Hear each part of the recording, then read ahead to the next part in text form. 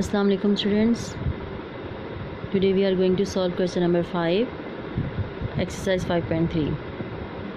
Question number 5 में क्या है आपके पास स्टेटमेंट देखें. If gross pay of a person is rupees 45,000, then calculate his net take home salary after deductions. उसकी किसी शख्स की सैलरी है 45,000, ठीक है. उसमें से कुछ टर्म्स जो हैं वो डिडक्शंस की हैं. तो डिडक्शंस के बाद उसकी नेट सैलरी कितनी होगी, ठीक है. एक डिडक्शन है 400 रुपीज़ एज़ इनकम टैक्स की, 1200 रुपीज़ की डिडक्शन है एज़ बेनेवलेंट फ़ंड की. अच्छा, डिडक्शंस क्या होती हैं? जो कि उस पे में से काटा जा रहा है कुछ रकम को. 1500 एज़ जीपी फ़ंड, वो भी उसमें से कट हो रहा है, और 400 एज़ ग्रुप इंश्योरेंस. ये 4 तरह की डिडक्शंस हैं जो कि उसमें से सैलरी में से कटिंग हो रही हैं, और ये सब जब कट हो जाएंगी तो टोटल सैलरी कितनी बनेगी, ठीक है. अब इसको सॉल्व करते हैं. ग्रॉस इनकम है उसके पास रुपीज़ 45,000, बेनेवलेंट फ़ंड है रुपीज़ 1200, ठीक है. उसके बाद नेक्स्ट है हमारे पास डिडक्शन, एक है 400 जो है इनकम टैक्स की, रुपीज़ 400. फिर जीपी फ़ंड है हमारे पास रुपीज़ 1500. ये डिडक्शन कौन सी है? इनकम टैक्स, ठीक है. उसके बाद ग्रुप इंश्योरेंस है हमारे पास रुपीज़ 400, ठीक है. तो अब ये टोटल डिडक्शंस को हमने प्लस कर लिया, यानी कि ये जो जितनी भी डिडक्शंस हैं हमारे पास 4 डिडक्शंस थी, इन सब को हमने प्लस कर लिया. इन सब को प्लस करके हमारे पास बना है रुपीज़ 35,100, ठीक है. और ग्रॉस सैलरी है हमारे पास 45,000, माइनस कर दिया उसके अंदर से 3,500, ठीक है. तो हमारे पास नेट सैलरी कितनी आ गई? रुपीज़ 41,500. इन दोनों को सब्ट्रैक्ट करें, आपके पास आंसर आ गया. तो अब उसकी ग्रॉस सैलरी के बाद नेट सैलरी कितनी हो गई? 41,500. ये सारी क्या थी? डिडक्शंस थी जो कि उस सैलरी के अंदर से कटिंग हो रही थी. क्लियर है.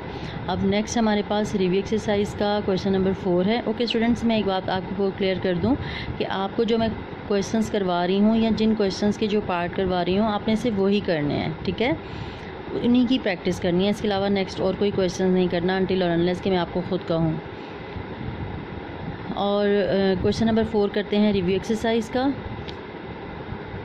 रिव्यू एक्सरसाइज का क्वेश्चन नंबर 4 क्या है? If the total income of a person is rupees 7 lakh with exempted amount of rupees 1,50,000, find the tax rechargeable at 4.5%. एक शख्स की सैलरी है 7 लाख, ठीक है. और एग्जेम्प्टेड अमाउंट क्या? मैंने आपको बताया था कि एग्जेम्प्टेड अमाउंट कौन सा होता है? जिस पे टैक्स लागू नहीं होता, यानी कि उसमें से आपने 7 लाख में से 1,50,000 आपने सब्ट्रैक्ट कर देना है, और फिर उस जो बचा हुआ अमाउंट है वो उसकी टैक्सेबल इनकम है. टैक्सेबल इनकम के ऊपर 4.5% लगा के आपने फाइंड आउट करना है कि उसे कितना टैक्स पे करना पड़ेगा. ये बात हो गई. और क्वेश्चन नंबर 3 आपने खुद करना है. ये बिल्कुल क्वेश्चन नंबर 1 की तरह है, एक्सरसाइज 5.3 का. The price of a tricycle is rupees 4,000. If 16% sale tax is charge, then calculate the amount of sale tax on 30 such tricycles, ठीक है. इसी तरह का हमने बाईसाइकिल वाला जो क्वेश्चन था बिल्कुल सेम उसी तरीके से है. ये आपका होमवर्क है. क्वेश्चन नंबर 3 आपने खुद सॉल्व करना है, और क्वेश्चन नंबर 4 मैं करवा रही हूँ. टोटल इनकम कितनी है हमारे पास? रुपीज़ 7 लाख. एग्जेम्प्टेड अमाउंट है रुपीज़ 1,50,000, ठीक है. तो टैक्सेबल इनकम कौन सी आ गई? टैक्स वाली इनकम, जिसमें से हम टोटल इनकम में से डिडक्शन कर देंगे जो है एग्जेम्प्टेड अमाउंट. यहाँ पे डिडक्शन के बजाय हम ये लिख दें तो ज़्यादा बेहतर होगा, एग्जेम्प्टेड अमाउंट, ठीक है. टोटल इनकम है हमारे 7 लाख, एग्जेम्प्टेड अमाउंट है 1,50,000, ठीक है. तो हमारे पास क्या बचा?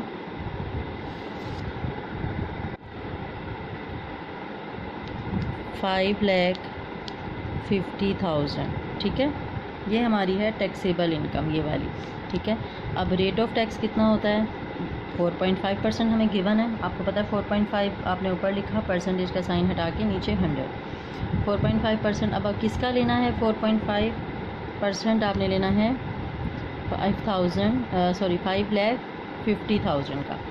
तो 2 ज़ीरो से आपने ये 2 ज़ीरो कैंसिल कर दिए, आपके पास बचा है 4.5 मल्टीप्लाई 5500 यानी कि 5,500।